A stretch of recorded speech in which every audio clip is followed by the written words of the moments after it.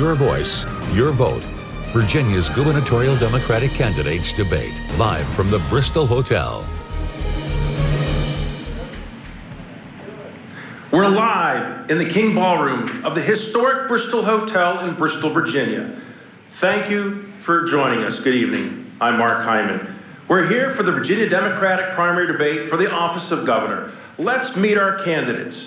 This evening, it's Lee Carter, Justin Fairfax, Jennifer Carroll Foy, Terry McAuliffe, and Jennifer McClellan. Tonight's debate provides an opportunity for the candidates to showcase their platforms and to highlight any differences they may have with their opponents. There will be no trick or gotcha questions. This is not cable TV. Tonight's panel will ask questions on policies and matters that could come before the office of the governor. The order in which the candidates are standing and the order in which they deliver their closing remarks were determined earlier by random selection. Our distinguished panel asking questions tonight will be Olivia Bailey of WCYB-TV News 5, Paul Johnson of WCYB-TV News 5, and Dr. Teresa Burris of Radford University. There will be no opening statements. Each candidate has 60 seconds to respond to a question. As moderator, I reserve the right to ask a follow-up question if, in my judgment, it's needed to clarify a response. They each have 4 30-second rebuttals which they may use at their discretion to either rebut an opponent's answer or to extend their own remarks. However, all rebuttals must be used prior to closing statements. We have a small live audience observing COVID-19 safety protocols. I've asked the audience to refrain from making any noise throughout the debate, as this only takes time away from our candidates. However, there are 2 exceptions: at the conclusion of the debate and right now when we welcome the candidates.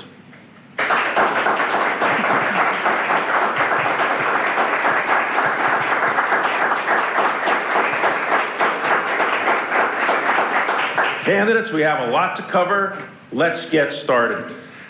Good luck to all of you. The first question tonight is going to come from Olivia Bailey. We'll start with you, Lieutenant Governor Fairfax. Candidates, as we've learned in the past year, home broadband service is a necessity. There are many regions across Virginia in which there is no access to broadband, and there's also many families in our region who don't own laptops or smartphones. What would you do to ensure that our Southwest Virginia students and similar regions have access to a 21st century education? Well, good evening, and that's such an important and critical issue here in Southwest Virginia and throughout our Commonwealth. I spent the last couple of days visiting here with a lot of your tremendous leaders here in the schools. Been to elementary schools, to Virginia High School. We talked about the need that has been exposed during this COVID-19 pandemic to remake our educational system into a 21st century opportunity educational system, and having access to broadband is one critical component of that. We have hundreds of thousands of Virginians who do not have that access to high-speed internet and to broadband. We need to invest even more than we already have been. Governor Northam has set out a goal of getting universal broadband by 2028. I believe we can do that even more quickly by the end of the next term. We have put in $50 million per year into the Virginia Telecommunications Initiative in that regard, but we've got to deal with public-private partnerships, dealing with last mile coverage, and ensuring that every and your time has expired. Delegate Carter, same question. Thank you so much. So we have been using this approach to broadband service for the last decades of trying to incentivize private corporations and the big telecoms to do the right thing and provide that last mile service. But just like with electricity in rural areas in the early 20th century, we have not been able to get that broadband service to every address. So we need to address this problem the same way that we addressed electrification of rural America, which is the government needs to just hire people to run the lines and then spin that infrastructure off to nonprofit entities like the rural electric cooperatives and municipal utilities. We can learn from the past on how to solve the problems of today and build the Virginia of tomorrow, but we have to be willing to look. Senator McClellan. Economic development, education, access to health care, broadband is critical to all of these. And the parts of Virginia that are not connected now are the most expensive to connect. If we are going to close the digital divide before 2028, we first need to complete the work we are doing now to identify the unserved and underserved areas and make sure that we get them to the speeds they need by investing over $50 million a year into the Virginia Telecommunications Initiative and work with our local governments to identify what is the right technology and what is the right model for this specific community. In some, it might be a public-private partnership, but in some, it's the municipality providing the service itself. In some, it might be an authority, but the state too often has put barriers in the way for the localities to work to meet their specific needs. We need to be partners with our local governments and partners with the federal government and use the funds they are giving us now to expand and get the infrastructure in the ground or in the air as quickly as possible. And your time's expired. Delegate Carol Foy. So first, I'd like to thank the moderators and DPVA for hosting this event. I'm running for governor because change can't wait. And that's why I became a public defender, a foster mom, a Virginia Military Institute graduate, and a state legislator, passing bills and budgets to uplift working families all throughout Virginia. So let me be clear on this issue. I'm excited to say that I've already passed some legislation to address one of the biggest issues with deployment to broadband. But as the next governor, I will be bolder. I will put $50 million into the Virginia Telecommunications Initiative, creating public-private partnerships so we can have virtual learning here in Virginia. But the question also touched on education. And I can tell you I will support collective bargaining for teachers. I believe every teacher in Virginia should get paid at least $60,000 a year. We have to have bonds so schools can draw those funds in order to have capital improvements, modernize our classrooms, and do more for our children. I will build a 21st century education system here in Virginia. Governor McAuliffe. If we're going to help rural communities who have been so devastated by COVID, we need to ensure that every Virginian has access to broadband. Today, only 51.3% of Virginia homes have access to broadband. We need to make sure that everybody does. And you think of education, 14% of our students today don't have access to the pipe. So they have no connectivity. How unfair is that during a COVID crisis when they can't get access to do their schoolwork? Do they go to a McDonald's? Do they get a hotspot? We need to fix that. So I have a plan. If you go to Terry for Virginia, I have 130 pages of detailed plans. I talk about broadband access. I have $75 million in my plan. I promise you, by the end of the next 4 years, I will have broadband for every single home here in Virginia. The good news is, President Biden and the new infrastructure bill that he has, plenty of money to help us with this. The federal government has already given Virginia $4 billion. Localities are getting $2.7 billion. K through 12 is getting $2.1 billion. Higher ed, $838 million. That's a lot of money to get this fixed. Next question will come from Paul Johnson. We'll start with you, Delegate Carter. Delegate, historically, Southwest Virginia and nearby South Side have been the two regions with the highest poverty rates in the Commonwealth, nearly double the state average. What is your plan to help reduce poverty in these areas? Thank you so much for that question. Our economic development model has been relying on giving your money, the public money, to massive out-of-state corporations and telling them, we need you to come here, and pretty please, Mr. Billionaire, won't you give us some jobs? And it hasn't worked. It's made the problem of unaffordability in Northern Virginia and Richmond and Hampton Roads much worse, and it hasn't solved the problem of lack of opportunity in Southwest and South Side. So I will take that money that we've been giving to these massive corporations like Amazon, like IKEA, like Nestle, and instead I'm going to give that money to you, working Virginians, and say this is the startup capital that you need to start your own business that you own, that you operate. So that the next time we have an economic crisis, the people making economic decisions for Virginia are the people that live and work in Virginia, not outside billionaires like Jeff Bezos and Elon Musk. Senator McClellan. If we're going to grow jobs here in Southwest Virginia, this is integrally connected to our education system. We need to ensure that we are fully funding all of our education needs here, including support services to serve low-income students who have higher wraparound service needs than other students. Then we need to make sure we are closing the broadband gap. Then we will be able to attract businesses to come here. We can focus on businesses that are already here, stabilize and grow them, and have them stay here because they know that they'll have an educated workforce. They know that they'll have a good quality of life. We also have to make sure we are prioritizing historically economic disadvantaged communities like Southside Virginia, like Southwest Virginia, in any economic development and workforce development programs, because this is where the jobs are needed. And too often we focus on other parts of the state that already have jobs and don't need the economic development as much as Southside and Southwest Virginia. As governor, this will be my priority. Delegate Carol Foy. So I can tell you, being born and raised in Petersburg, Virginia, I have seen and experienced up close and personal what happens when politicians of the past, like Terry McAuliffe, leave so many of our communities behind. I could tell you the racial wealth gap has exploded, child poverty has increased, and people are still living paycheck to paycheck. So our economy is working well for the wealthy and well-connected, but what about the rest of us?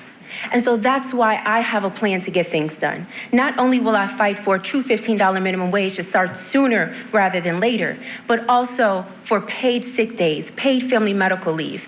And yes, we need more union jobs here in Virginia. And that's why I have more union endorsements than any other candidate here today. Because the people who build our roads, bridges, paint our schools, and our federal government workers, they stand with me because they know I stand with them. And they represent hundreds of thousands of workers throughout Virginia. And I will address this under a Jennifer Carroll Foy administration. Governor. Most important thing we can do is fix the education system if we want to create jobs in Southwest Virginia. No question about it. Businesses would love to come here. Rich in opportunities. This is what people want to do. They want to go where the quality of life is great. And that's what you have in rural communities. But we got to fix our education system. I call for raising teacher pay above the national average for the first time in Virginia history. It's a disgrace that we're down 1,000 teachers today. And where do you think they are? Many of them are here in Southwest Virginia. They go to other states, they go to Tennessee, they go to Maryland because they can get paid more. So let's get the best quality teacher here in Southwest Virginia. But I want to lift up all rural communities. You go all the way from the Eastern Shore, the Appalachian Mountains. We're talking 1 million people. We're talking 8 million acres. This is the breadbasket. It is the single largest driver of our economy. Ag and forestry, $90 billion a year, 440,000 jobs. Fix the education system, get a great quality education system. That will create a great workforce, and businesses Your time's will expired. come, as happened before. Delegate Carter, you want to rebuttal? After the Lieutenant Governor, please. Okay, Lieutenant Governor. Southwest Virginia has a very proud history, and today even is a source of pride for the entire Commonwealth of Virginia. It's a region that too often feels like it's been left behind, because it has in fact been left behind by those in power. And I think what we need now more than ever are transformational, intergenerational investments in this community here in Southwest, beginning with our educational system. I put forward the most transformational educational investment system in the history of the Commonwealth of Virginia, called our 40-30-10 plan, which would rebuild and reimagine every public school that's at least 40 years old with a $30 billion investment, and to do so within the next 10 years. I was the first one to call to raise teacher pay above the national average for the first time in the history of Virginia, and to guarantee a summer enrichment or employment opportunity to every young person here in Virginia. We need a cradle-to-career investment in Southwest Virginia, and I'm prepared to do that. Delegate Carter, you had a rebuttal? Thank you so much. We have heard a lot of rhetoric from the other candidates on this issue, but I am the only one who has a plan that relies on a fundamentally different model. The other 4 candidates on this stage all supported the Amazon deal, which gave $1.8 billion of your money in cash, tax breaks, and infrastructure upgrades to a corporation owned by the wealthiest man who has ever lived. I am the only candidate on this stage who will stop that corporate welfare, stop those handouts, and put you in charge. Governor, you have a rebuttal? Let me be clear. I'm the one who wrote the bid to get Amazon to come to Virginia. And guess what? Over 230 cities across this country wanted it. We're talking 25,000 jobs, average salary $150,000. And guess what? No upfront money, and not a penny of state money can be spent until we get the tax revenue in from the new jobs. That is a very good deal. But these aren't statistics. I'm talking about people's lives. We're lifting up families, 25,000 families that now make $150,000 a year. And your time's That's what the governor is supposed to do. Moving on to the question number 3, we'll come from Teresa Burris. We'll start with you, Senator McClellan. Tragically, drug abuse continues to plague our region. What resources would your administration provide to overwhelmed local agencies battling the spread of methamphetamines and opioids? Well, thank you for that question. We have got to spend our resources and our energy focusing on prevention, on crisis mitigation, and recovery. And unfortunately, too many of our local health departments and local community organizations that are working on these have relied on grants, and that grant funding is drying up. The state wouldn't even fund, in some cases, needles needed for some of these programs. We have to invest in our communities to get at both the current addiction crisis, keep people alive and stabilize them through the crisis, but address the underlying causes. In many cases, it begins with self-medicating because there's not access to mental health services. So we cannot get at the opioid crisis, the methamphetamine crisis, if we are not also strengthening our mental health infrastructure in our communities, in every community. And I will do that as governor. Delegate Carol Foy. So when I think about this issue, I think about a prior client I had named Sharon. And Sharon ended up injuring her knee and was prescribed painkillers until she eventually got addicted. And she tried to stop repeatedly. She wanted to stop, but she didn't stop until the painkillers, the opioids, took her life. And so I take this issue very seriously, very personal. Not only is it ravaging communities in southwestern rural Virginia, but it is an issue that has failed to be addressed by politicians of the past in a real way. So as your next governor, I will be sure to fund our community service boards so we can get people in inpatient treatment, get them in diversion programs. I will also promote more substance abuse dockets throughout Virginia because we cannot incarcerate ourselves out of addiction. I will also work to ensure that we have more counselors throughout Virginia, mobile health clinics, and expand telemedicine and telehealth in a real way to connect people with prescriptions. And your Governor? This is a real crisis, and COVID has only made it so much worse. Opiate deaths in Virginia are up 66%. We had 2,000 individuals die last year from opiate overdose. That is the largest number in the history of the Commonwealth of Virginia. We need to do something about it. When I was governor before, I set up the governor's task force on prescription drugs and heroin addiction. I was the first Southern governor to do the electronic prescribing to stop all of these doctors from prescribing all these prescription medicine.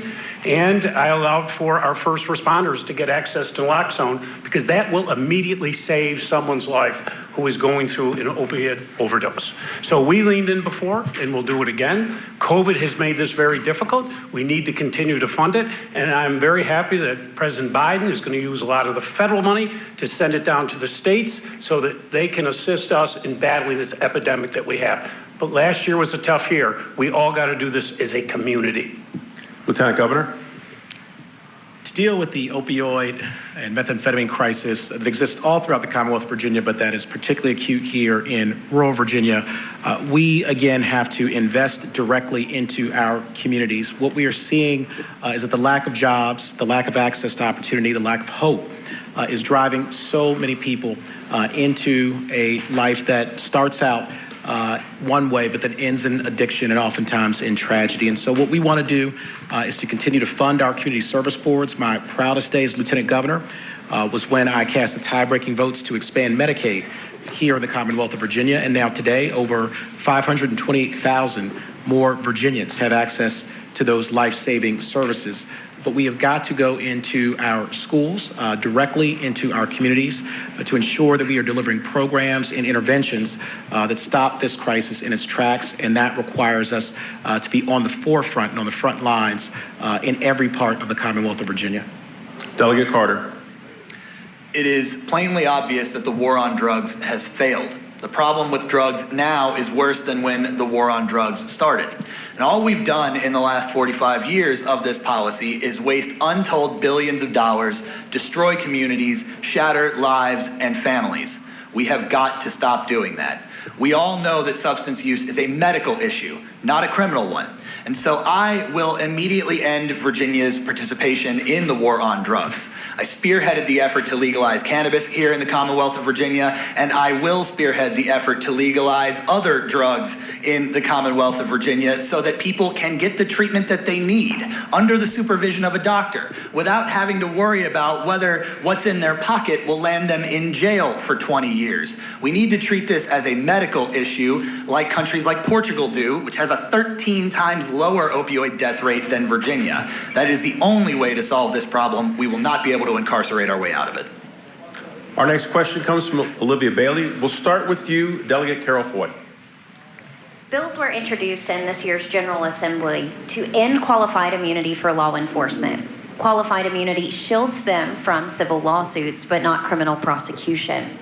Our local agencies say this would force them to purchase expensive liability insurance, and these are costs individual officers say they cannot afford. Do you believe qualified immunity should be eliminated in the Commonwealth? So I'm excited to say that I do support ending qualified immunity here in Virginia. But something more significant than that is that in 2016, I was a public defender representing Black, brown, and poor communities throughout Virginia, helping them navigate a broken criminal justice system. In 2016, Terry McAuliffe was governor when Keontae Spencer, a young man who lived in a group home in Roanoke, was shot and killed by the police. And when the community asked him for help, he chose inaction.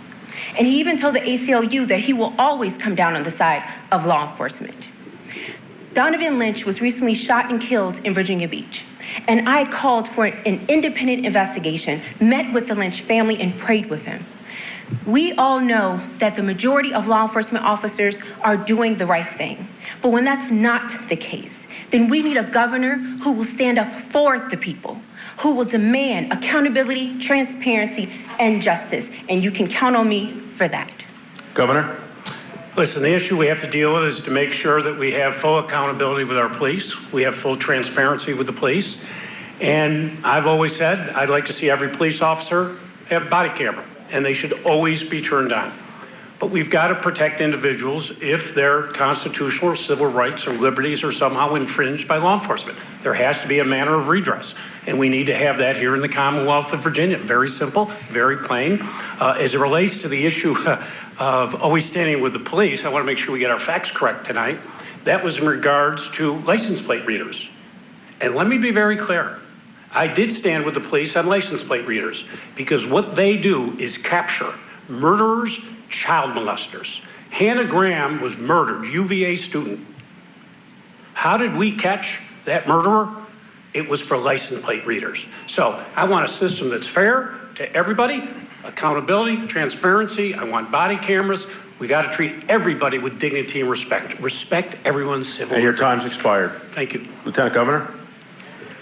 I believe the question was about whether or not to end qualified immunity here in the Commonwealth, and I believe that we must do that to have full accountability. And if you look at what is happening, not just here in Virginia, but around this nation, it is critical that we reform our criminal justice system, that we provide people with the opportunity to have redress when their civil rights are being violated, and we have lost way too many people. And much of it we have been able to see, but there's so much that we're not able to see. And so I think that our reforms that have begun in our last several sessions have to continue, and that we have to deal with issues that permit people not only to address when something has been done to them and to their families, but within their community. We need community review boards and civilian review boards with subpoena power. We need to have universal body cameras. We need to ensure that we are continuing this effort toward justice, fairness, and opportunity. And that's what we have got to And do. your time's expired. Delegate Carter? I support ending qualified immunity, but I think that that is not enough. I think that we're using police as a catch-all for all of society's problems, and we just keep pumping more and more funding into them, and that makes the problem of police violence so much worse because they're put into situations that they are not the best people to deal with. A lot of news coverage has been about my hometown of Elizabeth City, North Carolina, over the last several weeks, because sheriff's deputies there murdered a man in his driveway with a shot to the back of the head while executing a drug warrant. We have got to take all of these things that don't make sense to have armed police doing off of the plates of police. Drug enforcement doesn't make sense to have armed police doing it. Mental health checks, welfare checkups, traffic enforcement, they don't make sense, and having armed police there makes it more dangerous. And we have someone here on stage who made the problem worse. Terry McAuliffe increased police funding twice as fast as Bob McDonnell before him. Senator? I was proud to lead the fight on the Senate floor in favor of ending qualified immunity, because you really can't put a price tag on when someone has been murdered or injured because their constitutional rights have been violated. The qualified immunity does not apply when there are clear standards that a police officer has violated. And I was also proud to be part of a group of senators who passed comprehensive police reform that included very clear standards, like we cannot have no-knock warrants. We ban chokeholds. We have a duty to intervene on police officers. We require them to to de-escalate situations. We require to use non-lethal use of force, not shoot at a moving vehicle that is driving away. So we have made some progress, but we have a lot more progress to go. And it is personal. I had to have the conversation with my 10-year-old son last week when he asked me, "Mommy, someone not that much older than me was killed by a police officer. Could that happen to me?" And I looked at him and said, "I'm doing everything I can. If I can have rebuttal, I will do everything I can to keep that from happening to you." Because there are too many people who call the police for help and are killed. I had an intern who was in the middle of a mental health crisis, and his grandmother was afraid to call the police because she was afraid that he would be killed. There are too many people who are afraid of the police, and we have to address that problem, and ending qualified immunity is one way that we do that. Delegate Carter, Governor McAuliffe, and Senator McClellan, you each have 3 rebuttals remaining. The rest of the candidates, you have 4 remaining. Let's move on to question 5 from Paul Johnson. We will start with you, Governor McAuliffe. Thank you. Governor, the General Assembly passed a bill and a budget amendment to expand Amtrak service to Blacksburg and to study expansion to Bristol. What is your plan to improve public rail service to Southwest Virginia to open up the region to development and commerce? Well, infrastructure is key if we're going to grow an area. Here in Southwest Virginia, parts of the Eastern Shore, I was very proud as governor. I did $10 billion worth of infrastructure projects, more P3s than any governor in the country. We opened up rail. I did the Atlanta Gateway Rail Project to get the CSX cars moved off so that we could have Amtrak could move quickly to Roanoke and other places. So for me, opening up communities, when I became governor, we had the Port of Virginia was bankrupt. I saved the Port of Virginia. Now it's one of the most profitable in the country. We're going to bring those big post-Panamax ships are going to come here. You know what this all means? This means jobs. So infrastructure is something I've always leaned in. That's how you build up communities. So as governor, I will continue to lean in to do more rail here in the Commonwealth of Virginia. And I got to tell you, I'm very excited. President Biden's new infrastructure bill is going to give so much money to us here in Virginia to do all we need to do with rail, our port. I also saved 40,000 jobs at Dulles Airport. I am excited about working with President Joe Biden. And your time's expired. To lift up Virginia and rail. Lieutenant Governor Fairfax.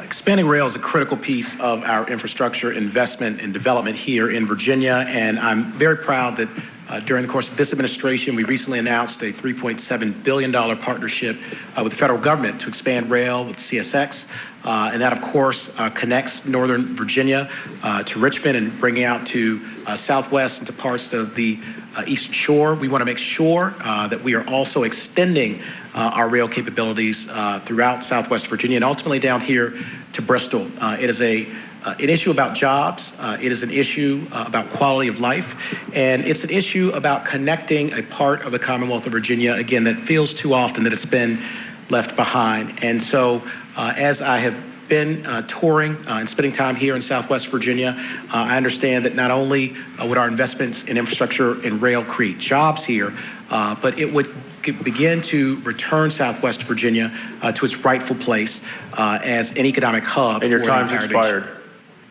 Delegate Carter. Rail expansion is the centerpiece in my transportation policy. Anyone who follows me on Twitter knows I'm a massive rail fan. But it's not just that I like using the rails.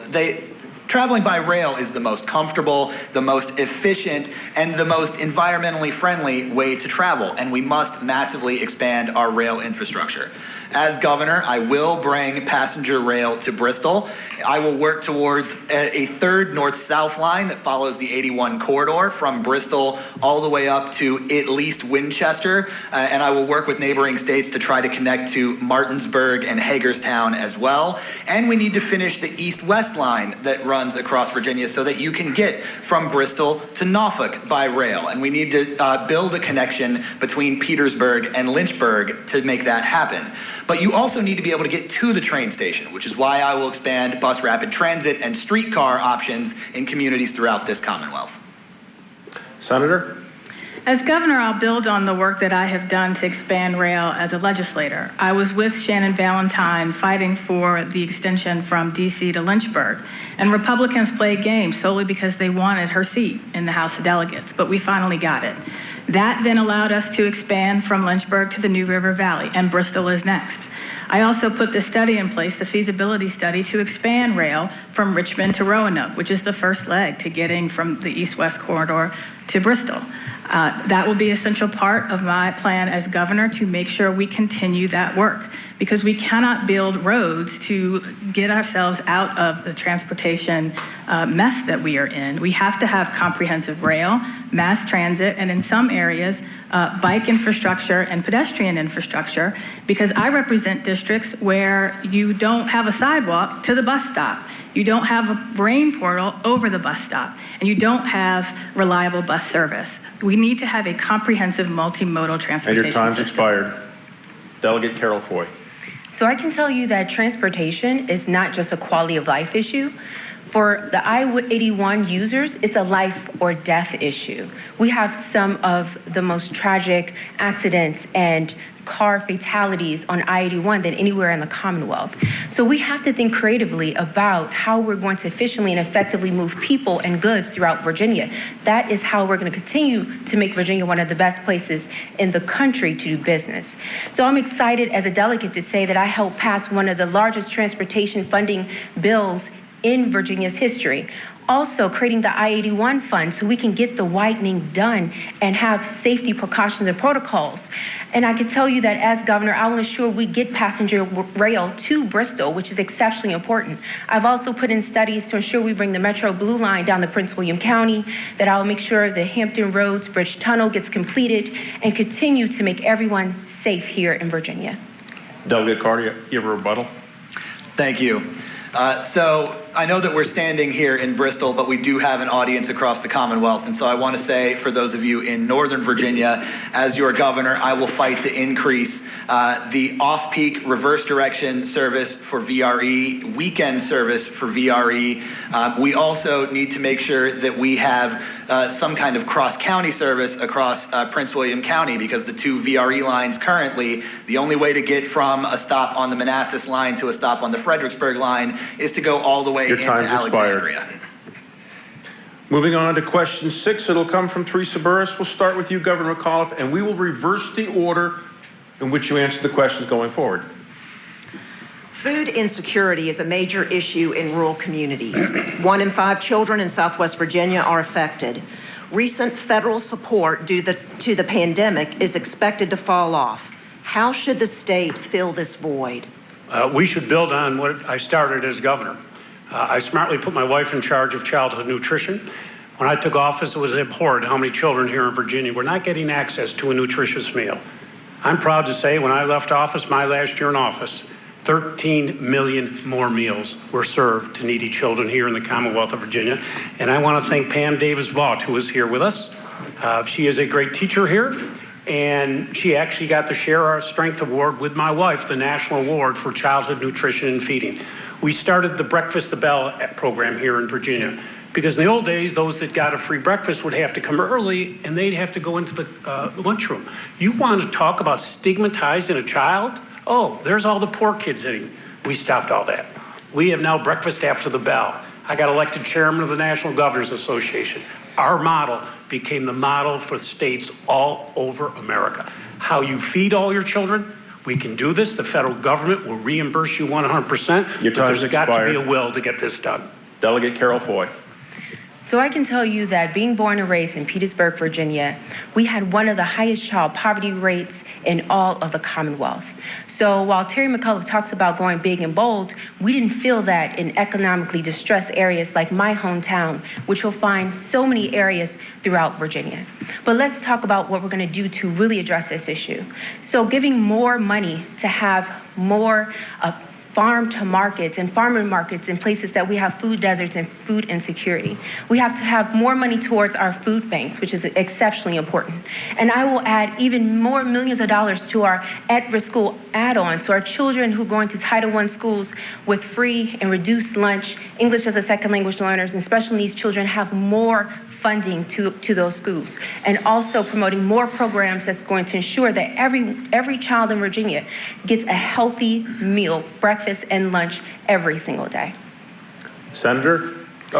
Rebuttal? Sure, not a rebuttal, but Petersburg was mentioned. I'd like to mention Petersburg, Virginia. They become one of our models for childhood nutrition, every single one of the schools. I'm also proud that we adopted, with Ann Holt as my Secretary of Education, the Petersburg schools, because 2/3 of them were not accredited when I took office. I am very proud by the end of our term, with a lot of resources and a lot of help, every single Petersburg school was accredited when I left office. So we provided the resources to lift up the Petersburg community, and we provided the resources so that everybody could get a healthy, nutritious breakfast. And I'm sorry, I'd like to use rebuttal. Yes.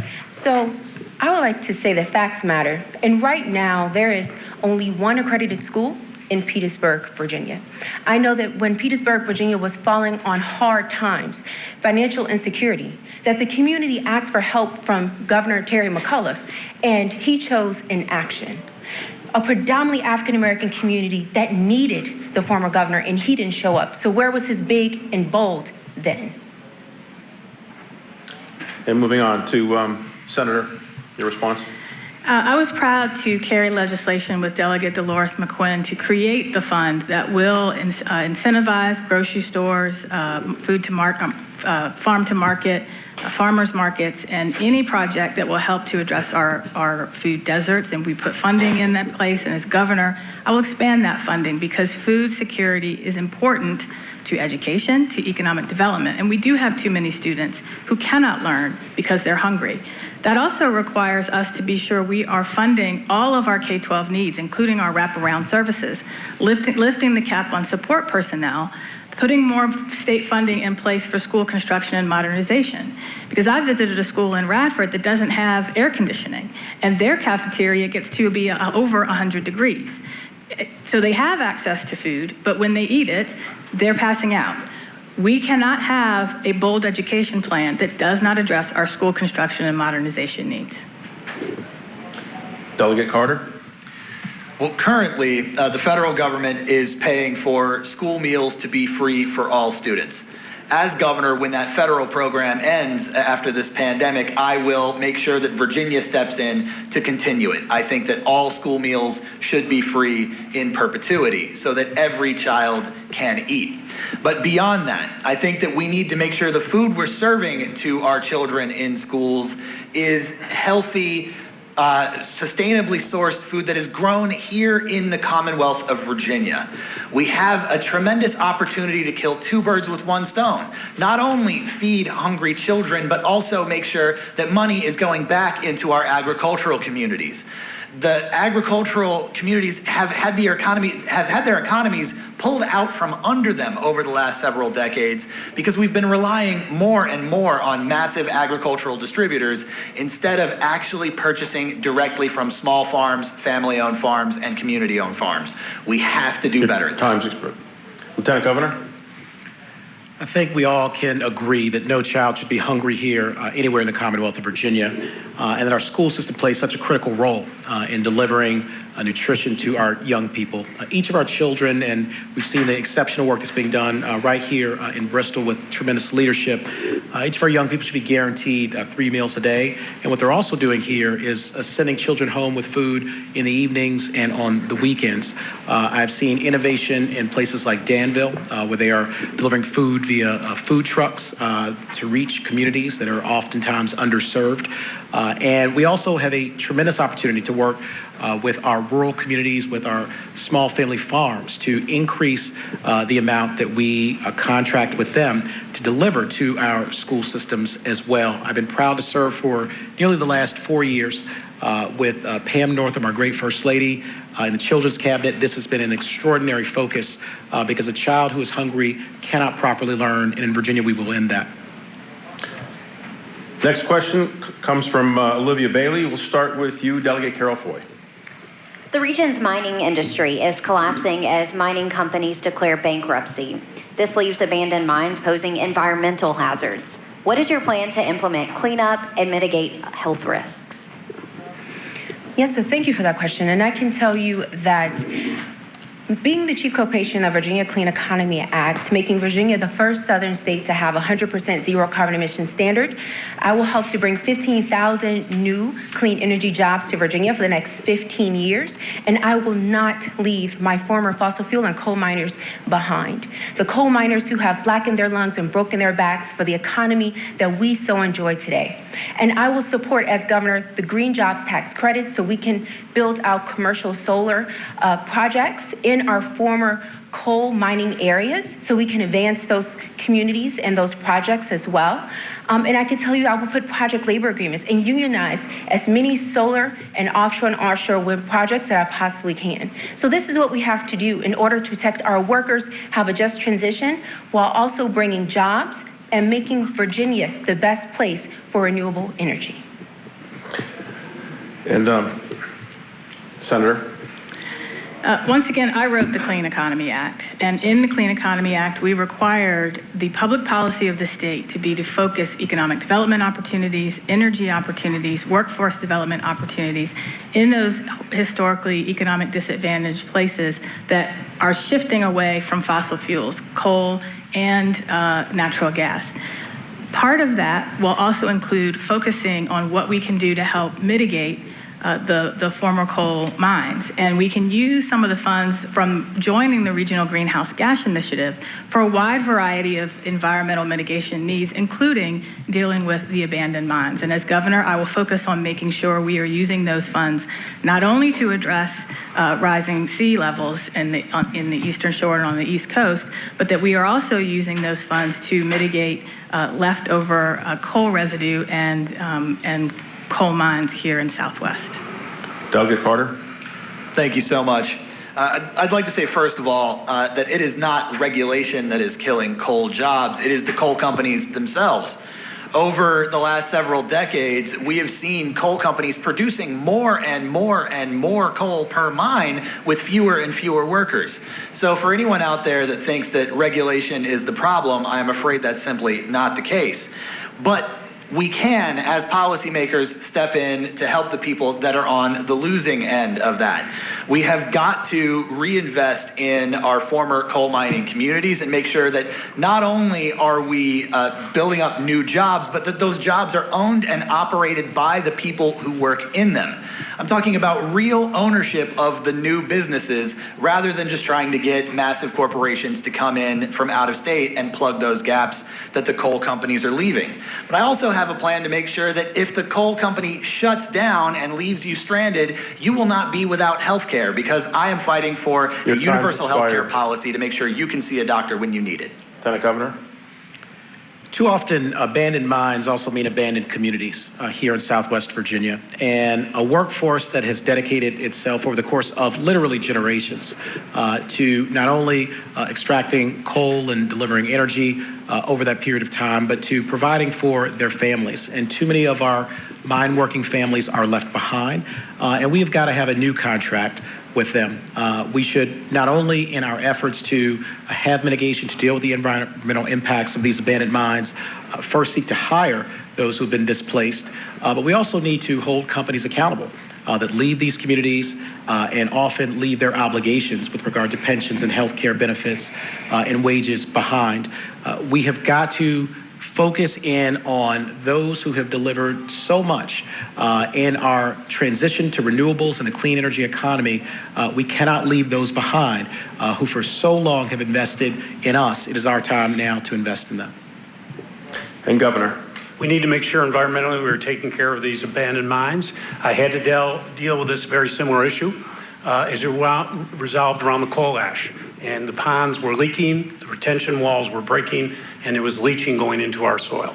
We worked on that. I want to thank then State Senator Scott Surville, who worked with me. We've fixed the problem. It is no longer an environmental problem. I would bring that same energy and excitement that I brought to fixing the coal ash pond to making sure we do the right things to protect the mines. I agree with the Lieutenant Governor. You've got to hold the companies accountable. If the companies have done something wrong, we need to make sure that we actually go out. I was proud to negotiate the largest environmental settlement with DuPont in the history of the Commonwealth of Virginia. But what we have to do in these areas is grow renewable energy jobs. We should be designing the technologies. We should be putting the manufacturing plants here. We should view these areas as hubs for renewable energy. These are the jobs of the 21st century. This is what I am passionate about, and this is how we can help these communities. Okay, candidates, we're almost out of time. We can't get to a full question and full answers, so we have an opportunity to ask a question that has a simple yes or no. And I'm going to start with you, Lieutenant Governor.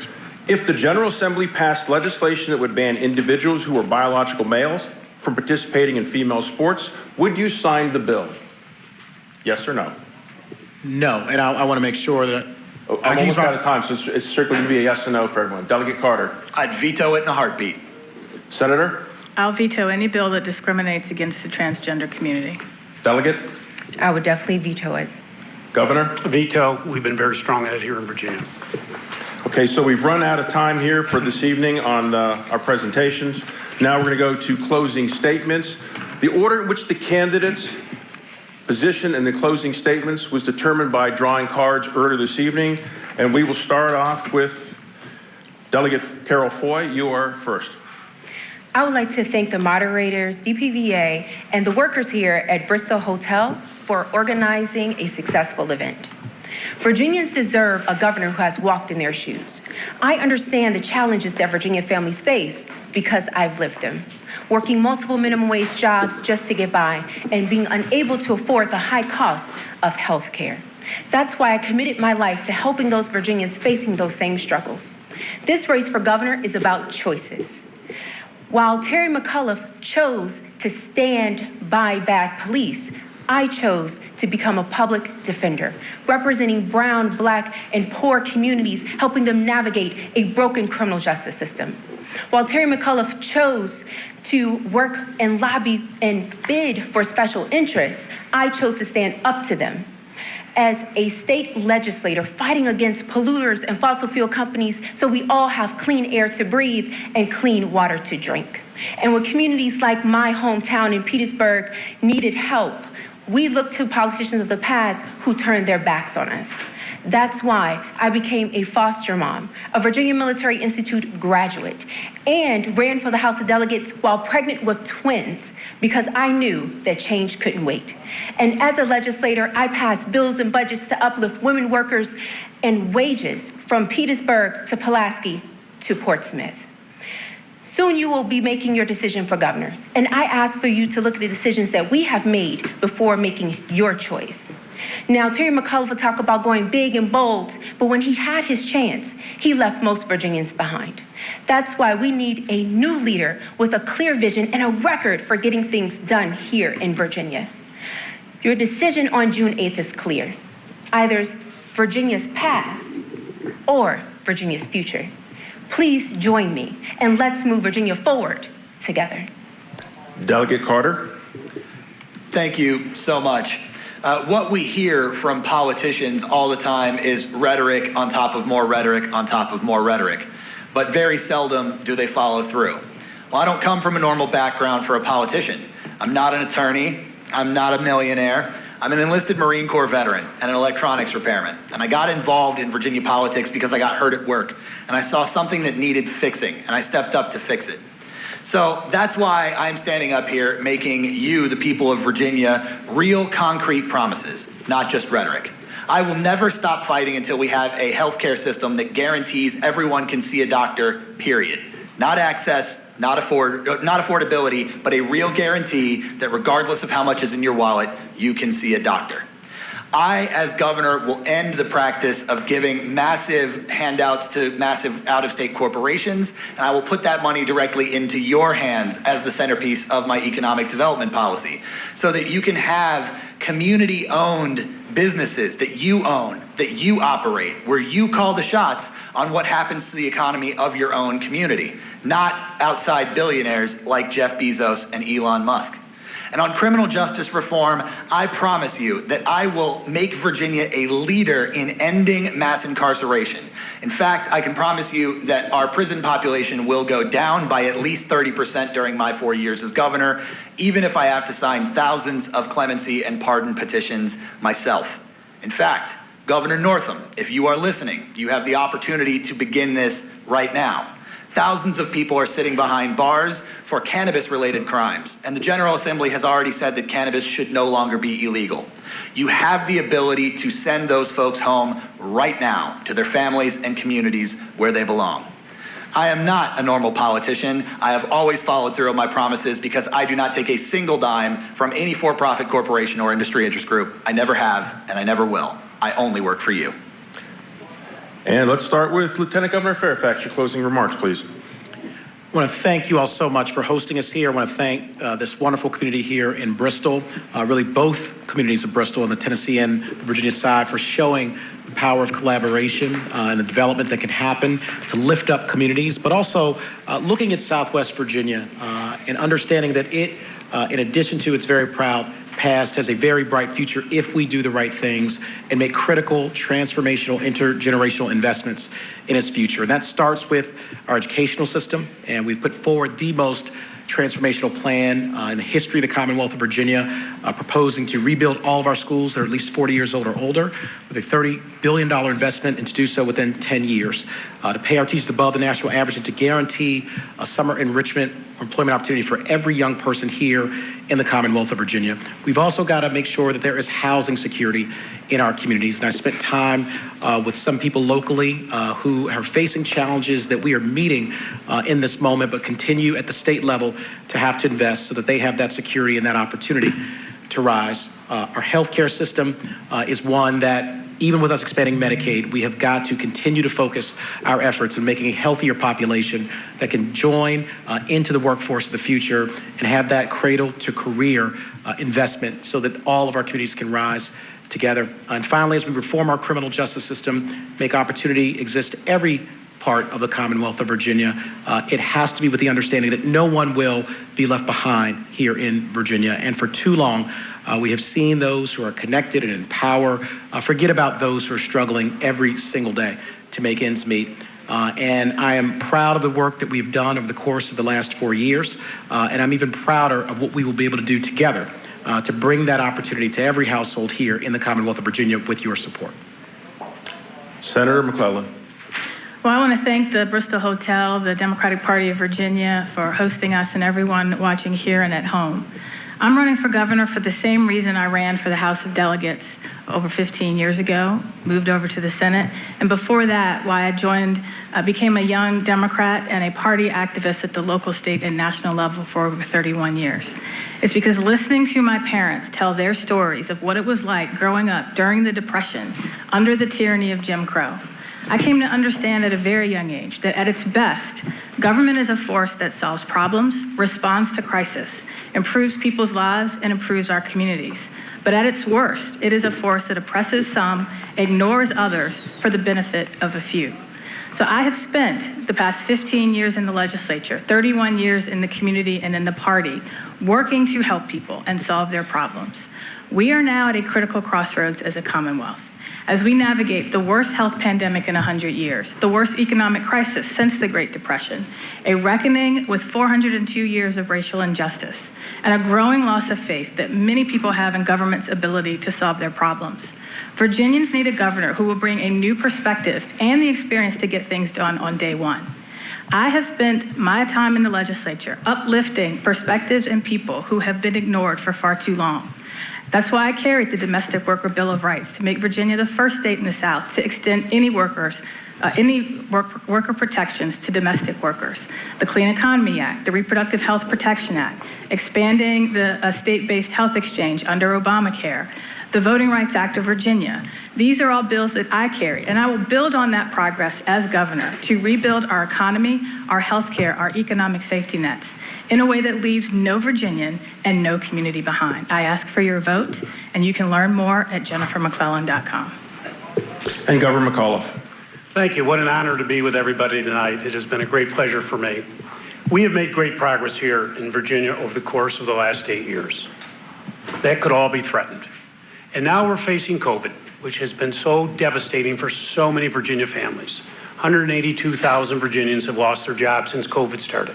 700,000 Virginians don't have access to health care, including 100,000 children.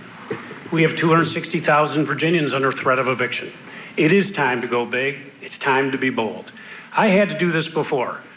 I took over the biggest deficit in the history of the state from the Republicans because of sequestration and the Great Recession. Guess what? I left a gigantic surplus, 200,000 new jobs, 1,100 new projects, 20 billion of new capital, and personal income went up 14%. These aren't just statistics. These are people's lives who have been changed. I put a record $1 billion into education, redesigned all of our K-12, got rid of 5 SOLs. We got to start teaching the skills to match the jobs that exist in this new 21st century economy. That's why I'm running for governor. And we need to work hard. We've got a 5-seat majority in the House of Delegates. That could be threatened this year.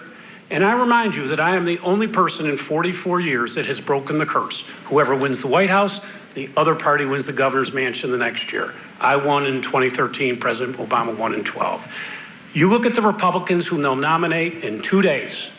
They're fawning all over Donald Trump. They're trying to bring their Trump politics here to Virginia. We can't allow it. We've got to stop them. Because I dealt with them. The most anti-gay, anti-women, anti-environment, pro-gun legislation in the United States of America. That's what I stopped with 120 vetoes. Now with the Democratic legislature, we can take Virginia to the next level. That's why I've built this big coalition. I have twice as many members of the General Assembly endorsing me as everybody else on this stage combined. I have 3 times the Black Caucus as everybody else on the stage. Expired. Why? I will go big. I did it before, and I'll do it again. This concludes tonight's debate. We'd like to thank the candidates for their participation. Candidates, good luck in your campaigns. Thank you to the Democratic Party of Virginia for sponsoring, and the Bristol Hotel for hosting tonight's debate. A big thanks to Olivia Bailey, Paul Johnson, and Teresa Burris for serving as tonight's panelists. And thank you at home for joining us. Make certain you join us at facebook.com/news5WCYB and tell us who you think won tonight's debate. Make certain you watch the Fox 39 News at 10 for coverage of this debate and all the day's breaking news. In closing, we'd like to salute our military, law enforcement, firefighters, EMTs, and frontline healthcare workers for their service to our communities and our nation. I'm Mark Hyman. Good night.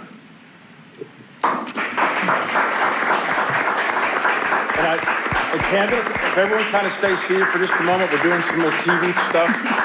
We're not live audio, but we're live visually, so they're doing some TV stuff.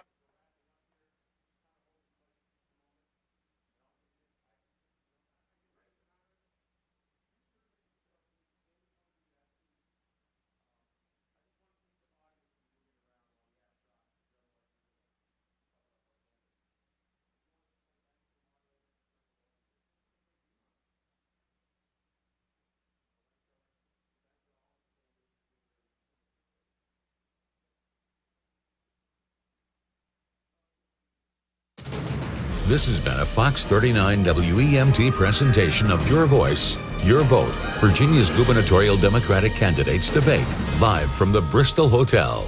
Thank you for watching.